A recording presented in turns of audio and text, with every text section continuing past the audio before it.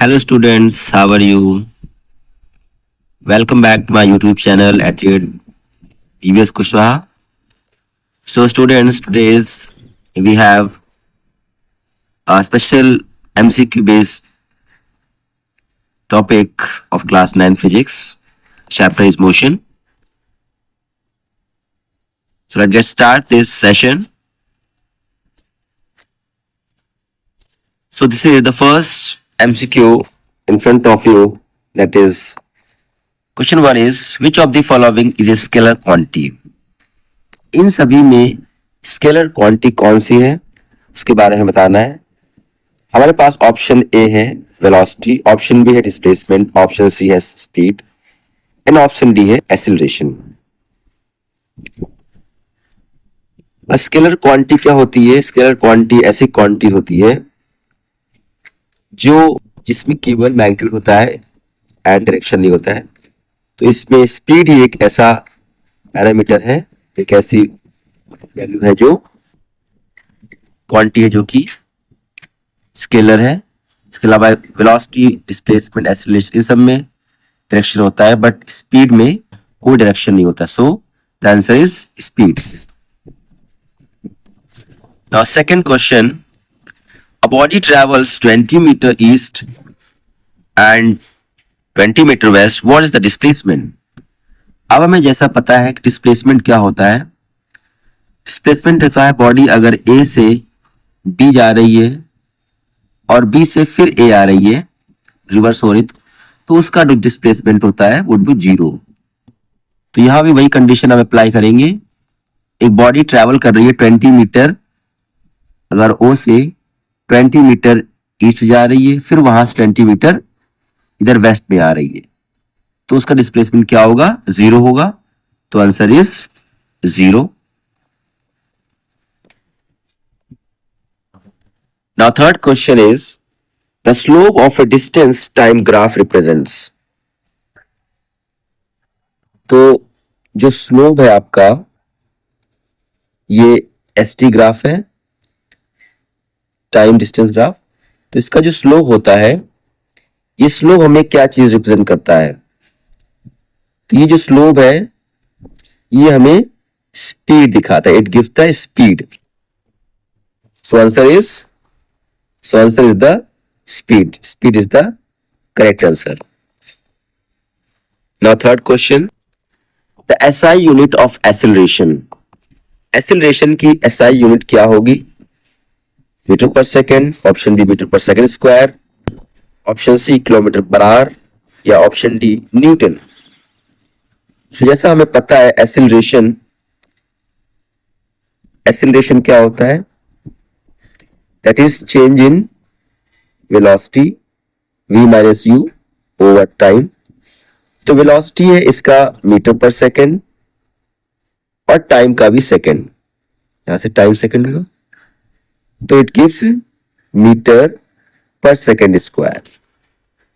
So answer is metre per second square. So correct answer is metre per second square. That is P is the correct answer. Now we have question number 5. The question number 5 says, if the velocity time graph is horizontal, straight line, the object is moving with option A uniform acceleration, option B uniform velocity, option C 0 displacement, option D variable speed. तो अगर velocity time graph हमारा ये horizontal है, इस तरीके से है, straight line है, तो ऑब्जेक्ट हमारा यूनिफॉर्म वेलोसिटी से चल रहा होगा. उसमें एक्सेलरेशन 0 होगा बट वेलोसिटी जो होगी क्या होगी? यूनिफॉर्म वेलोसिटी होगी. So the answer is B. B is the correct answer. Now question 4. Now, question 6. A car increase its velocity from, एक कार है जिसकी velocity 10 metre per second, 30 metre per second हो जाती है, तो उसका एक्सेलरेशन क्या होगा? तो u हमारे पास है 10 मीटर पर सेकेंड, v हमारे पास में है 30 मीटर पर सेकेंड और टाइम हमारे पास है 5 सेकेंड। तो एक्सेलरेशन के फॉर्मूले से क्या होगा? एक्सेलरेशन होता है v minus U over T.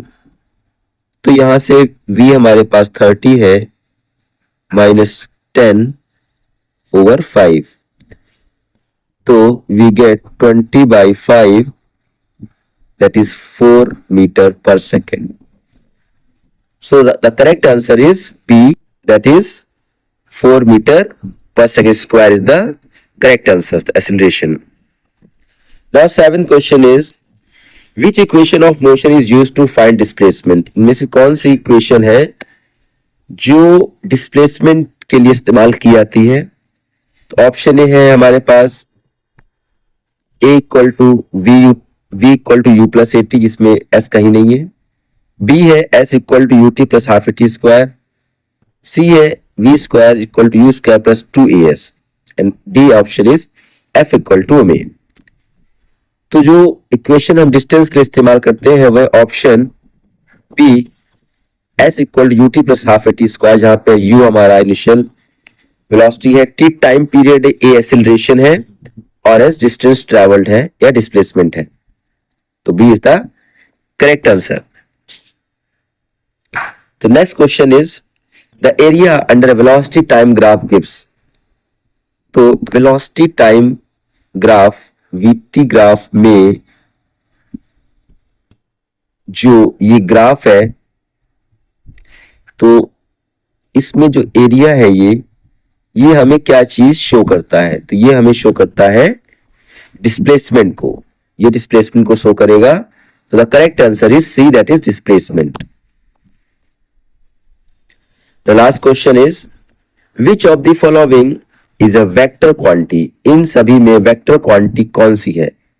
Option A है हमारे पास डिस्टेंस, ऑप्शन बी है स्पीड, ऑप्शन सी है टाइम, ऑप्शन डी है वेलोसिटी। अब हमें जैसे पता है वेक्टर क्वांटिटी क्या हो, इसमें की मैग्नीट्यूड भी हो और डायरेक्शन भी हो, डायरेक्शन होना चाहिए और मैग्नीट्यूड, दोनों चीजें होनी चाहिए।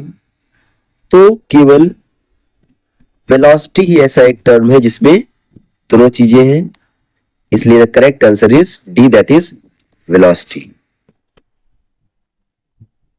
So student, this is the last topic of this session. So like my channel, keep watching my videos. Thank you so much. Goodbye. Have a nice day.